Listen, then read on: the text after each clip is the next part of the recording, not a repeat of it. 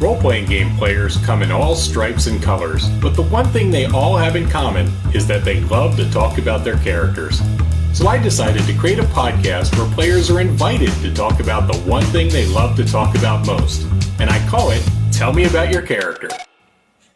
This episode, Arlene Medder tells us about her favorite character from West End Games Star Wars.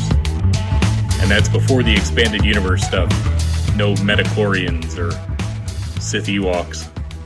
Hello. Arlene, thanks for joining me.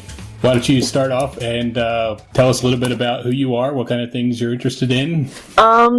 Let's see. Let's get a little bit of my gaming history. It was a friend of my mother's that she was a coworker, and a cousin about her children's age said, "Hey, why don't you play this fun new game?" And that was my introduction to AD&D. My mother's friend, her 3 kids, myself, and their cousin playing D&D until he went home and took the book with him. I've been gaming ever since then. I've played everything from Champions to Traveler to GURPS to Fate and a whole host of games in between. I had a friend in college who had a lot of different game systems and he loved to run games. So a little bit of Middle-earth role-playing, a little bit of Iron Crown, a little bit of Wizard's Realm, which if you've heard of it, I'm surprised. That was my exposure. So I started running games in college regularly. I hesitate to say blackmailed. Bribed is a much better word. That if I would run Shadowrun, my boyfriend would buy me the game book. And that was my introduction to running was, okay, none of us know this any better than anyone else, so it's not like I'm coming with a handicap. We all are equally ignorant. That's the best way to go to a new system. Yes. Do you find that you enjoy playing more or GMing more? I enjoy both. I enjoy playing because I get to have a character, I get to do things, I get to tell stories. As a game master, I get to play with people's minds. And giving people challenges and watching them develop a story is also a lot of fun. So I like being on both sides of the game master screen. You have a favorite system you played in? For a long time it was Ironclaw, and I still really enjoy Ironclaw. It's just harder to find people to play it with me. That's what got me into running at cons, actually, was Ironclaw. That I was jonesing so badly for a game that said, I will run this at conventions just to get a chance to play the game. These days I really enjoy Pathfinder and Fate. That's my 2 levels of crunchiness. That's a bit of a mix there. Yeah, I once ran, at one convention, I ran 3 games. Pathfinder for the Pathfinder Society. I ran Ironclaw, and I ran Spirit of the Century. Not just 3 different games, 3 different game systems. Was I nuts? The 3 completely different game systems, too. Not even related. Nothing in common except, oh, look, let's roll some dice. Well, the whole point of this podcast is going to be about your favorite characters. So do you have a character that stands out in your mind that was your all-time favorite character to play? Well, I've been playing such a long time, I have a number of characters that I'm really fond of. But one of the ones that has one of the best stories associated with her was Terramina Kraltos of the planet Marikos from my college Star Wars game. Star Wars, okay. Yes, West End. Her nickname was the Flying Flake of Marikos. She was a noblewoman, and she joined the rebellion on a mid-semester break from college where she was supposed to get her MRS degree.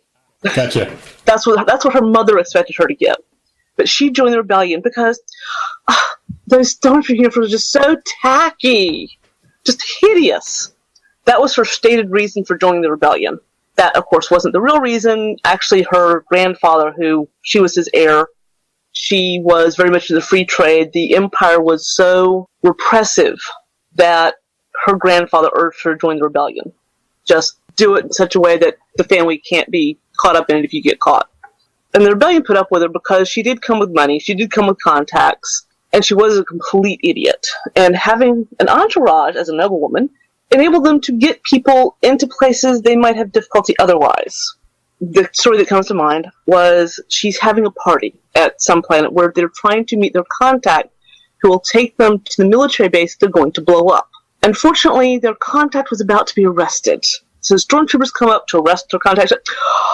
You can't believe that one of my guests could possibly be a traitor. What are you talking about? Nonsense. I won't believe it until the governor himself tells me.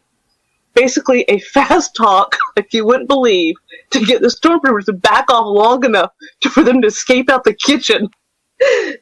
And this is the sort of thing that Taormina would do. She would use her, I'm a total airhead. A little Julie Brown. A little bit.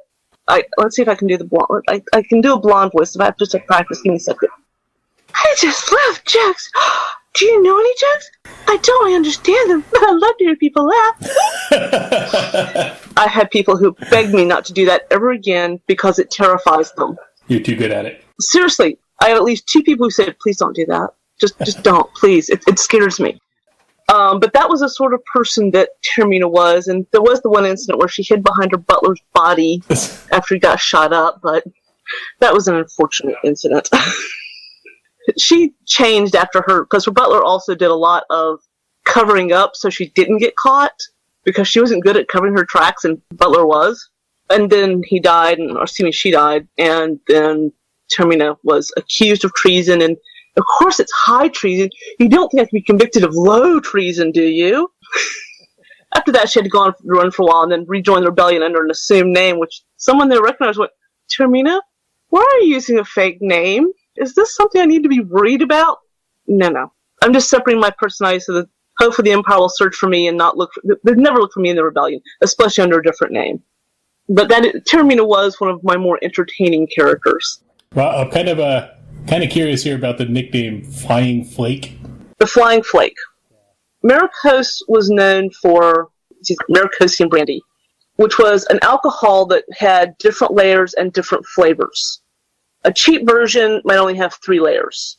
The more expensive versions, more layers, different flavors, etc. And, well, because she did appear to be such a brainless airhead, that the other people were like, why is she in the rebellion? She's our leader? Why is she our leader? She's a flake. She's a flying flake. Because they didn't know anything about my character's background.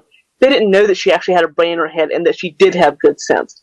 Because she acted like she didn't as protective colorization. Because face it, if you met someone who acted like that, would you think they were in the rebellion, much less an important person in the rebellion? It's very Sir Percy. Yes, very Sir Percy, exactly. This is not someone that looks at all responsible, much less someone you trust with secrets.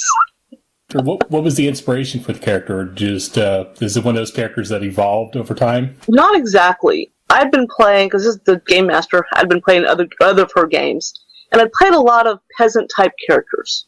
So she insisted, as a change of pace, I play a noble, which in West End games you did have templates. So the noble template. Mm-hmm. And I went, okay, well, why is a noble getting involved with the rebellion? So I came with the background that her grandfather was anti-empire, and he owned overtly most of the planet. He was the biggest, most powerful person on the planet, which means he could not be overtly anti-empire.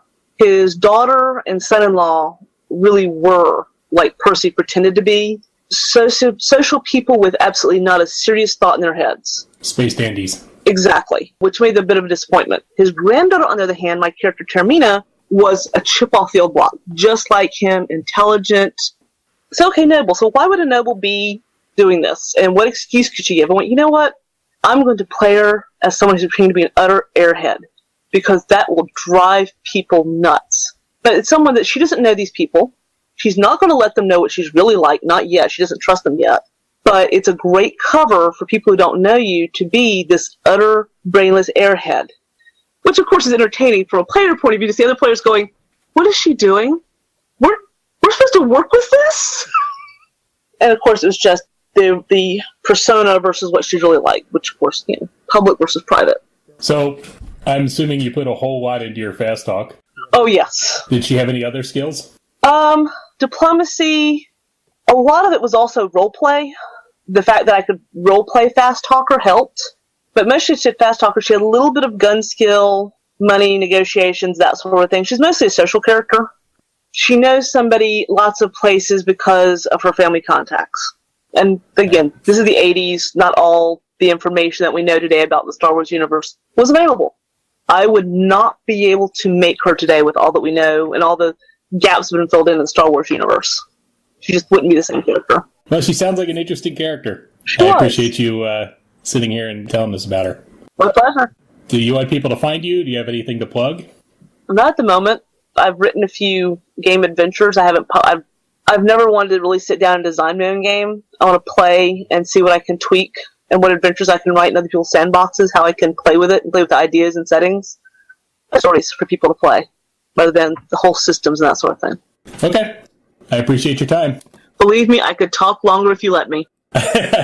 Maybe if we ever get if I get more attention to this, I'll come back and have you tell about some other characters. All right. Again, I appreciate your time. Pleasure. Bye. Bye. This has been Tell Me About Your Character. Listeners are free to distribute this recording as long as credit is given to tellmeaboutyourcharacter.com and as long as interviews remain unmodified. Our theme song is Remix Safety Guide by Rokovaco and Love Shadow. You can find more information, including links to the original recording, at tellmeaboutyourcharacter.com.